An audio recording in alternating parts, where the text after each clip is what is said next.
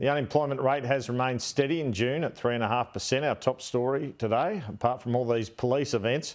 We could show you this state-by-state breakdown, which paints an interesting picture. This New South Wales figure, I've never seen it before. I can't remember when we have seen it, maybe the 1970s, if ever. 2.9% unemployment, whereas in South Australia, it has the highest in the country at 4.2%. Well, for her analysis, let's bring in Cherelle Murphy, Chief Economist at EY. What do you make of these unemployment figures, Cherelle, and particularly the New South Wales figure? If that's not full employment or bigger than full employment, I don't know what is. Oh, good afternoon, Andrew. Yes, I agree with you. I think it is probably more than full employment in New South Wales, an incredibly low unemployment rate, with that probably representing what we call frictional unemployment, which is literally just people moving around between jobs. So an incredibly strong figure. Again, we've had many of these, of course, in recent months. The economy is still obviously showing the impact of that very strong stimulus that came through in the post-COVID period, in the immediate post-COVID period, still resulting in strong demand. So some really great numbers coming out there showing that employers are still looking for workers.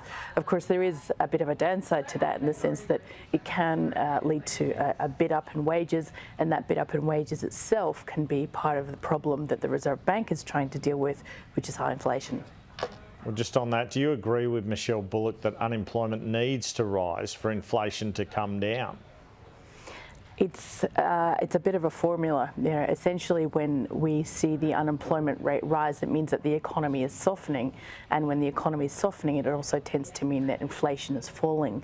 So, unfortunately, we don't tend to see the inflation numbers come away too much unless you start to see that softening in demand, which shows up as higher unemployment. There are nuances to this, though. Of course, some of the reasons that inflation has been so high have been related to things outside of strong demand. So the war in Ukraine, of course, being an obvious example there. So there are some tensions there. But yes, unfortunately, the two do tend to be related.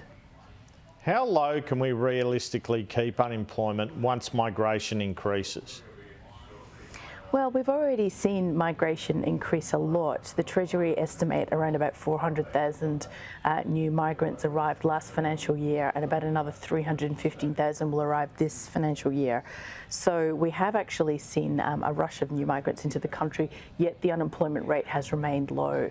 So it does suggest that the labour market is able to absorb the workers. In fact, of course, it's plugging some of the holes that we've seen, particularly in tourism, in that hospitality industry, which was crying out for workers through the opening months of COVID. So certainly the new migrants are not creating higher unemployment, it seems. To what do you attribute, if anything, that increased unemployment in South Australia? Look, these numbers do tend to move around month to month, so I've got to be very careful in reading necessarily too much into one monthly figure. However, there probably are some differences, as you say, between the New South Wales economy, which is exceptionally strong, and the South Australian economy, which may not be as strong, perhaps because the building sector, for example, is not starting to sort of pick up a little bit as New South Wales seems to be. So there may be nuances like that that are slightly different between the states. Do you expect an interest rate rise next month? It's looking likely, although we have to be careful because we haven't seen the CPI data yet.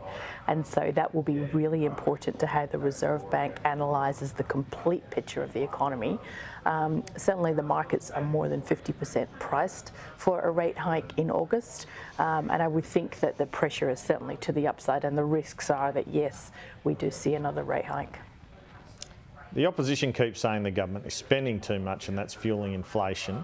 Yet Jim Chalmers produced one surplus and appears set to produce another one. We had Warren Hogan, the economist, on earlier saying it was a bit exaggerated to say they were spending too much. They were that much part of the problem. What else would you like to see governments do in this environment to nullify the risks of more Reserve Bank rate increases? When we talk, and you're right to talk about governments here, not just the Commonwealth government, it is actually the state governments that are responsible for a lot of the actual spending in the economy.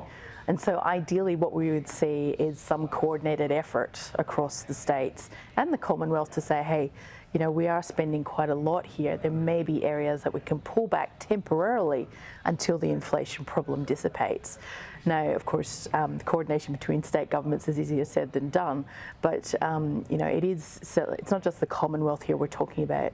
The states are spending quite a lot of money as a share of GDP. Total government spending is very high right now, and that's certainly not helping the outcome. Cherelle Murphy from EY, thanks very much for your time this afternoon. Pleasure.